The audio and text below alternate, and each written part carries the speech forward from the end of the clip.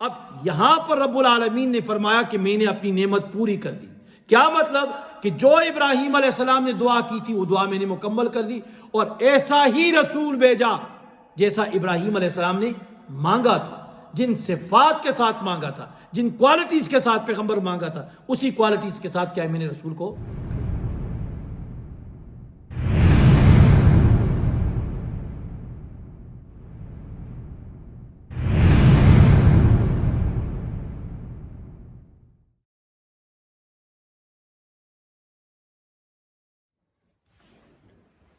الحمدللہ رب العالمین والصلاة والسلام علی من لا نبی بعدہ اما بعد فاعوذ باللہ من الشیطان الرجیم بسم اللہ الرحمن الرحیم کما ارسلنا فیکم رسولا منکم یتلو علیکم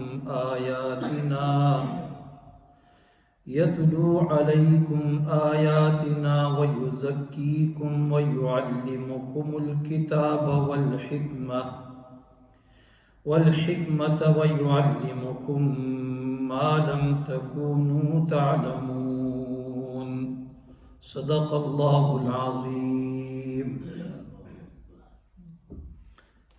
نہایت ہی قابل قدر مسلمان بھائیوں، بزرگوں اور گھروں میں سننے والی میری مسلمان ماؤں، بہنوں اور بھائیوں، السلام علیکم ورحمۃ اللہ وبرکاتہ. آپ حضرات کے سامنے دوسرا پارہ سورہ بقرہ آیت نمبر 151 151 نمبر کی آیت تلاوت کی ہے.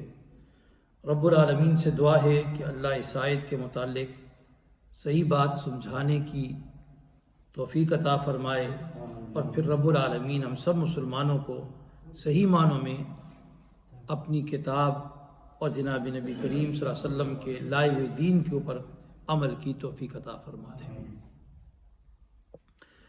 اس آیت سے پہلے والی جو آیات گزری ہیں ابھی تک، ان سب آیات میں تحویل قبلہ یعنی قبلے کی تبدیلی کی بات تھی.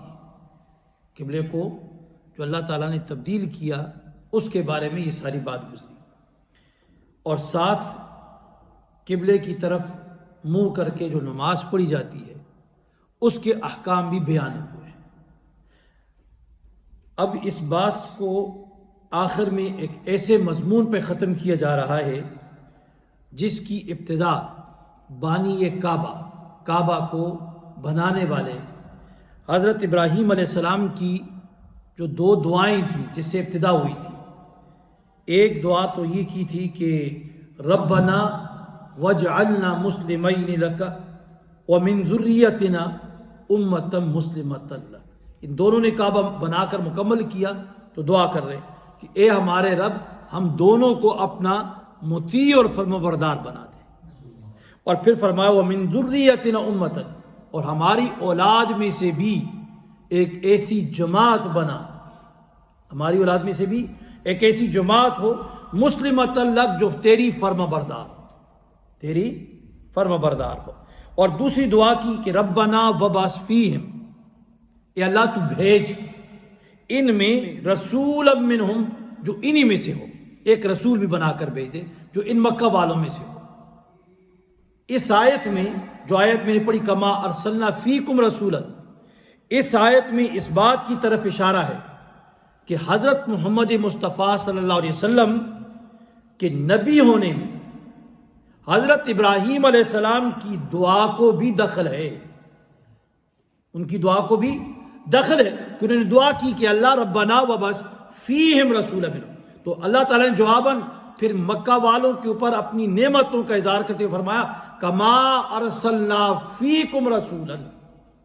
مفسرین فرماتے ہیں کہ اللہ تعالیٰ نے ان کی دعا کو قبول فرما کر نبی اکرم حضرت محمد مصطفیٰ صلی اللہ علیہ وسلم کو رسول بنا کر ان مکہ والوں کے لیے ہدایت کا اہتمام کیا. ہدایت کا اہتمام کیا.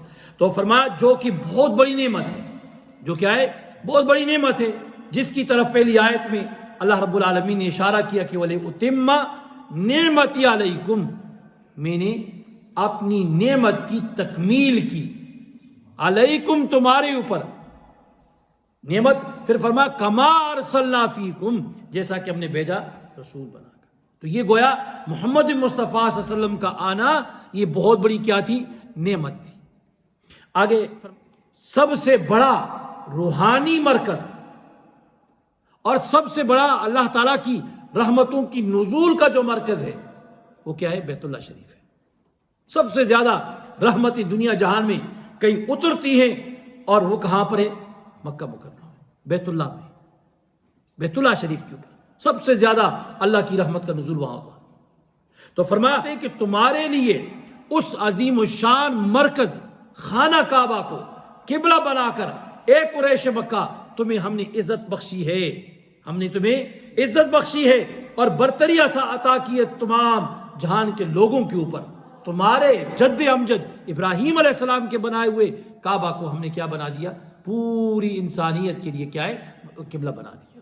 قریش جو تھے ان کے اوپر رب العالمین نے اپنے احسان جتلایا ہے. دیکھو تمہیں شکر گزار ہونا چاہیے کہ رب العالمین نے کیا ہے، تمہیں جس طرح آخری رسول تمہارے اندر بھیجا ہے اس کے ذریعے سے تمہیں شرف عطا کیا ہے، اسی طرح تمہارے لیے کعبہ کو قبلہ بنا کر کیا، تمہیں عزت عطا کی گئی ہے.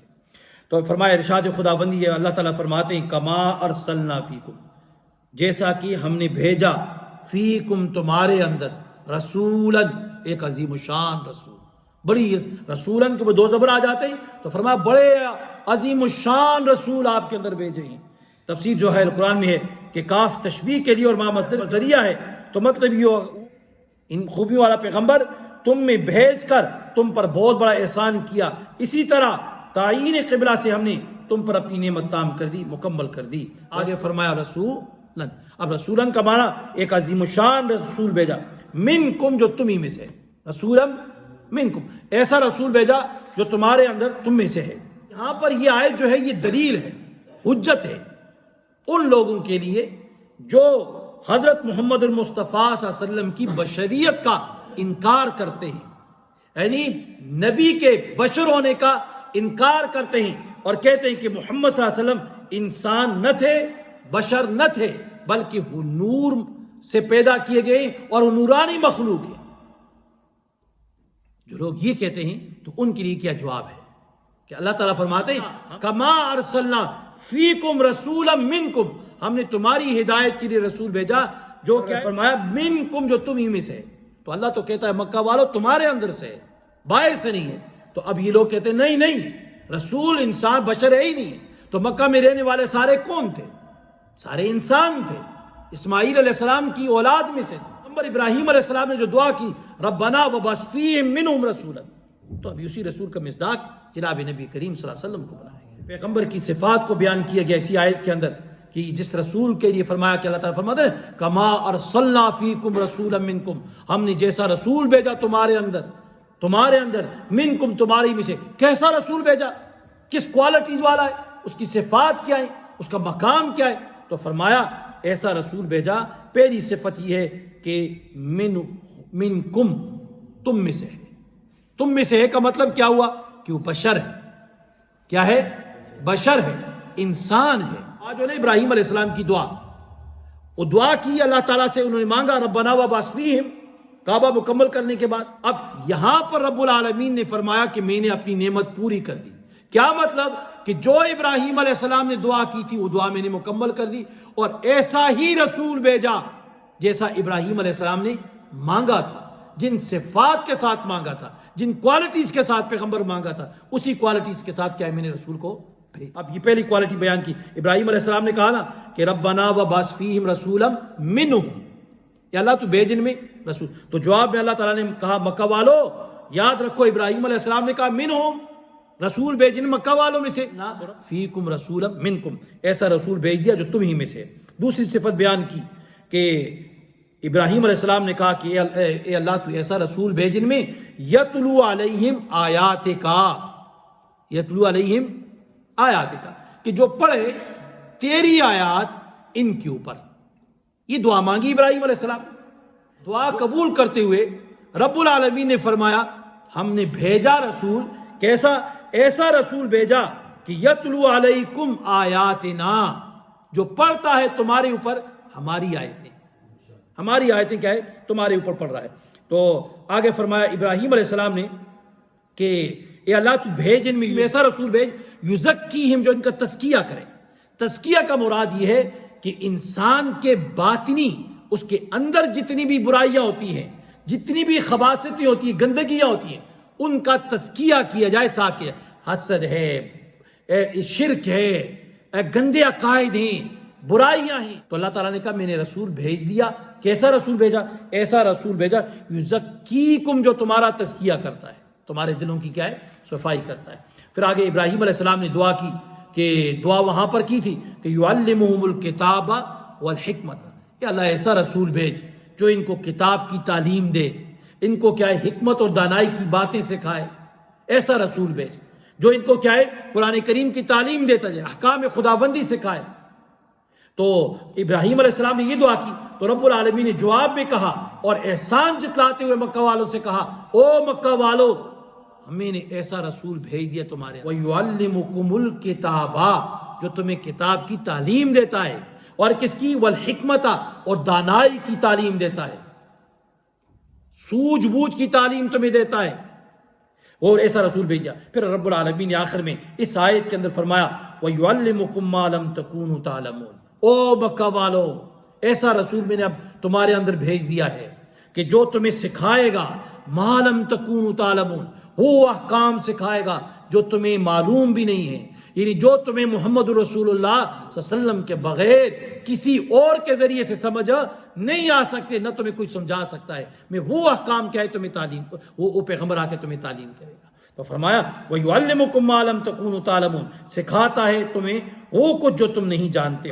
اب جناب نبی کریم صلی اللہ علیہ وسلم ایک دن صحابہ اکرام کی مجلس میں بیٹھے اور صحابہ سے کہنے لگے کہ آج تمہیں میں نے اپنی حقیقت بتانی ہے. تو فرمایا جناب نبی کریم صلی اللہ علیہ وسلم نے کہ میں اللہ رب العالمین کے نزدیک خاتم النبیین، یعنی نبیوں کو ختم کرنے والا، یہ عقیدہ ہے نا مسلمانوں کا کہ محمد صلی اللہ علیہ وسلم اللہ کے آخری پیغمبر ہے، قیامت تک دوسرا کوئی پیغمبر نہیں آ سکتا ہے. جو بھی دعویٰ کرے پیغمبری کا وہ جھوٹا اور کذاب ہے، وہ کذاب اور جھوٹا ہے اور وہ کافر ہے. اور اگر مسلمان بن کے کوئی دعویٰ کرتا ہے وہ مرتد ہو جاتا ہے، دائرہ اسلام سے خارج ہو جاتا ہے.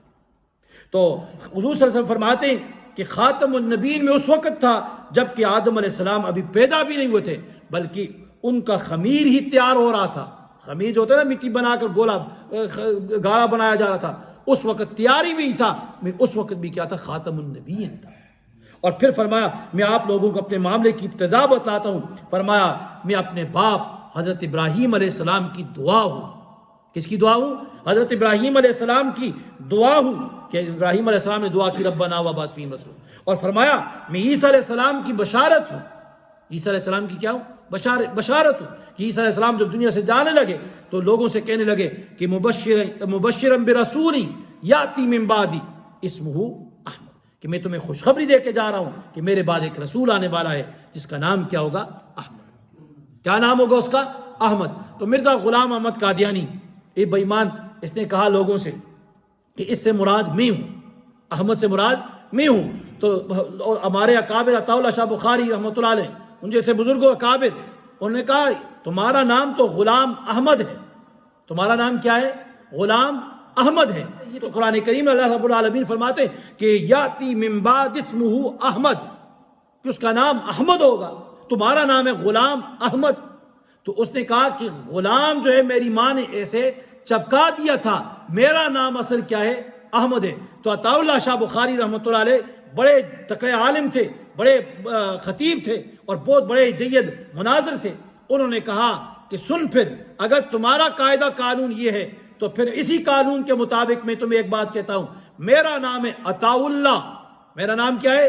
عطا اللہ. اور عطا جو ہے میری ماں نے لگا دیا، باقی رہ گیا اللہ. تو اگر تمہارے قاعدے کے مطابق احمد تم ہو تو پھر میں اسی قاعدے کے مطابق اللہ ہوں. تو میں تمہیں بتاتا ہوں میں نے تمہیں نبی بنا کر نہیں بھیجا ہے، میں نے تمہیں نبی بنا کر نہیں بھیجا ہے، تو لہٰذا تم نبی نہیں ہو. تو فرمایا اللہ رب العالمین کے پیغمبر نے فرمایا کہ عیسیٰ علیہ السلام کی میں بشارت ہوں کہ عیسیٰ علیہ السلام نے لوگوں کو خوشخبری دی تھی کہ یاتی من بعد اسمہ احمد، کہ میرے بعد ایک رسول آنے والا ہے، اس کا نام کیا ہے؟ احمد ہے۔ اور فرمایا میں اپنی والدہ کے خواب کا مظہر ہوں، میری والدہ کے خواب کا مظہر ہوں۔ حضرت محمد مصطفیٰ صلی اللہ علیہ وسلم کی والدہ حضرت بی بی آمنہ جب یہ حاملہ تھی حضرت جناب نبی کریم صلی اللہ علیہ وسلم کے حمل سے، تو فرماتی ہیں کہ میں نے ایک خواب دیکھا، اور وہ خواب دیکھا کہ میرے بطن سے ایک نور نکلا،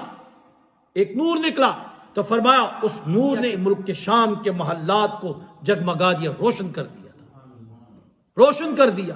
تو فرمایا میں اس خواب کا کیا ہے؟ مظہر ہوں۔ تو خواب میں بتایا گیا کہ آپ کے جسم سے ایک کیا نور جو نکلا ہے، یہ محمد مصطفیٰ صلی اللہ علیہ وسلم کی پیدائش کی طرف کیا ہے؟ یہ ایک بشارت ہے، وہ پیدا ہوں گے اور جو دین لے کر آئیں گے اس کے ذریعے سے کیا ہے؟ شام اور کیا دور دور تک کیا ہے؟ اسلام پھیلے گا اور کیا ہے؟ روشنی کیا ہے؟ پھیل جائے گی۔ رب العالمین سے دعا ہے کہ اللہ تعالیٰ مجھے بھی اور آپ سب کو عمل کی توفیق عطا فرمائے۔